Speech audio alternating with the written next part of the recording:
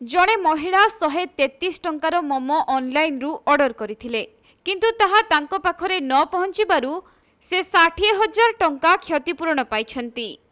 आउ एही मामला एबे चर्चार विषय पलटिछि। तेबे घटनाटी 2023 मसीहा अगस्ट 31 तारिखर कर्णाटकर शीतल नामक जने महिला फूड डेलीवरी प्लाटफॉर्म जोमाटो रे मोमो ऑर्डर करथिले।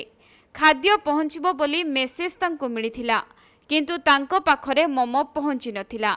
शीतल एने उभय रेस्टोरेंट एवं जोमाटो को फोन करथिले।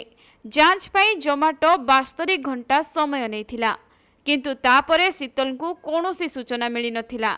अन्य कोनोसी बाट न पाई शीतल गत सेप्टेम्बर मासरे जोमाटो विरोध रे खाउटी अदालतर द्वारस्थ होइथिले। कोर्ट रे जोमाटो निजर त्रुटि को प्रत्याख्यान कला किंतु प्रकृत घटना विषय रे महिला को जणाइबा पई से जेउ समय मागिथिला सेभଳି किछि करि नथिबारु कोर्ट प्रश्न करिथिले। शेषरे शीतल मोमो पई पैठ करिथिबा 133 टंका 25 पैसा जोमाटो चलित मे मासरे तांको फेराइथिला किंतु सेवारे खिलाफ और शीतल सम्मुखीन होइथिबा समस्या पई कोर्ट जोमाटो को दायी करिथिला। एही अवधि रे शीतल जो मानसिक पीड़ार सम्मुखीन होइथिले से बाबद को 50,000 टंका क्षतिपूरण देबाकू कोर्ट जोमाटो को निर्देश देले।